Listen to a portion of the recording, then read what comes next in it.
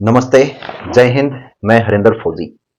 जैसा कि मैं आप लोगों को बताया था कि मैं पटना आया हूँ और पटना के इन्हीं अपनी सड़कों पे एक हाथ में तिरंगा और एक हाथ में कटोरा लेकर के यही जवानों को इंसाफ दिलाने के लिए, जवानों की शोषण, जवानों की हो रही हत्याओं को रोकने के लिए, जो जवान ये कहा जा रहा है कि सुसाइड कर रहे हैं, कितने जवान भारतीय सेना से अपने आप को पीछे कर रहे हैं, भारतीय सेना की देश सेवा करने से अपने आप को पीछे खींच रहे हैं।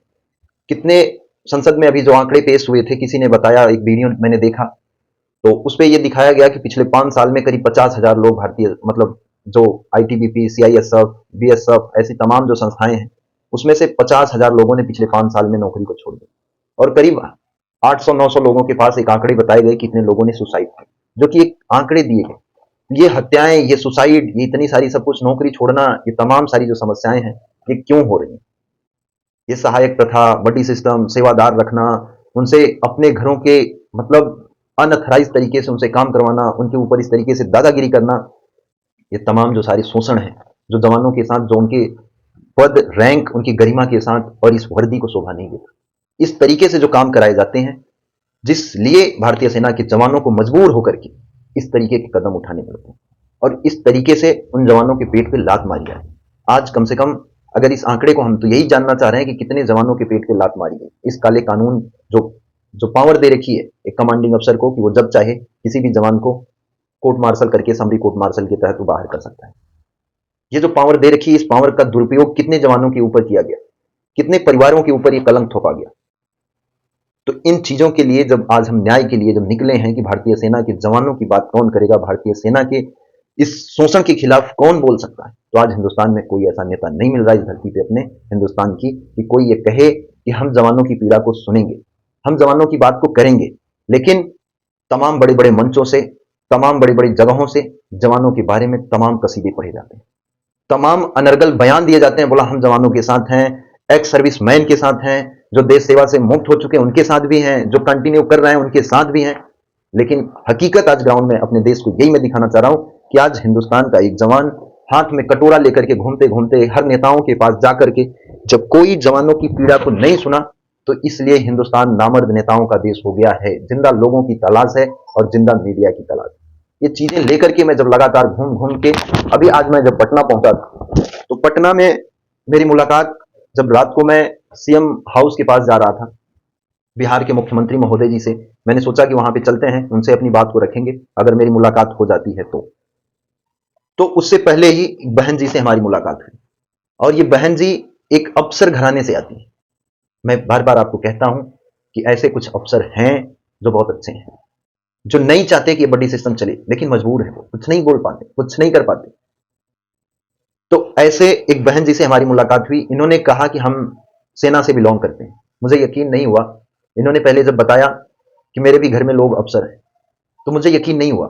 लेकिन जब इन्होंने अपनी उस बात को बताई, इन्होंने कहा कि जो आप लड़ाई लड़ रहे हो इसको मैं जानती हूँ, मैं इसका अपोज करती हूँ, मेरा खुद हो रखा है, इस चीजों की समस्याएं हो रखी हैं, मैंने अपने भाई को स्ट्रिक्टली मना कर रखा है और मेरा भाई इसका समर्थन सपोर्ट नहीं करता। मेरी भाभी जी करती थी, जिसकी वजह से मेरी कुछ, अपनी भाभी से मेरी अनबन भी हो रखी है इस चीज के लिए। तो रात को ये खुद अपने से इस जवान को मददगार साबित होती हैं, इस जवान को अपने साथ लेकर के आती हैं, अपने घर में रखती हैं और खाना पानी सब कुछ, सुबह नहाने के लिए गर्म पानी, शायद मैं इतना अच्छा अपने घर में नहीं पाता। जो आज रोड पे मुझे ये सुविधा मिली थी, ये शायद मैं घर पे रहता तो इतना मुझे नहीं मिलता। ये चीजें आज मैं फेस भी किया और साथ में आकर के सपोर्ट और समर्थन भी किया। इन्होंने ऑन कैमरा आकर के इस बात को कहा और फिर पुनः आप लोगों के सामने इस चीज के लिए मौजूद है। मैं आप लोगों से वही, इनसे, इस बहन जी से, जो भी आप समझें, मैं एज ए फौजी, माता के रूप में, बहन के रूप में, ऐसे ही अपनी माओं को, ऐसे ही अपनी बहनों को, ऐसे ही अपने चाचा ताइयों को नमस्कार करता है, प्रणाम करता है, 100 बार इन ऐसे लोगों के चरणों में बंधन करता है कि जो सत्य बोलता है, जो जवानों की बात करता है, जो जवानों की हक की बात करता है, कि जवानों के साथ इस तरीके से शोषण नहीं होना चाहिए। वो भी किसी के घर के, किसी के माँ बाप के बच्चे हैं, किसी बहन का भाई है, किसी की मांग का सिंदूर है, उसके साथ इतना इतना दुर्व्यवहार नहीं किया जाना चाहिए कि अपने कुत्ते घुमाने के लिए आप नौकर ना रखें और उसे उसे उस जवान से कुत्ते घुमाएं और उसे जरूरत पे झापड़ भी मारते रहें। बोला कुत्ता कुत्ता नहीं है, लेकिन जवान कुत्ता है। तो ऐसे जो लोग, जो ऐसी घिनौनी हरकत कर रही हैं, उन उन स्त्रियों को भी, उन माताओं बहनों को भी एक हरिंदर फौजी ये सामने आपको संदेश दे रहा है कि एक ये भी माँ और किसी की बहन, किसी की बेटी किसी की माँ है। आप इनसे भी समझिए, सीखिए।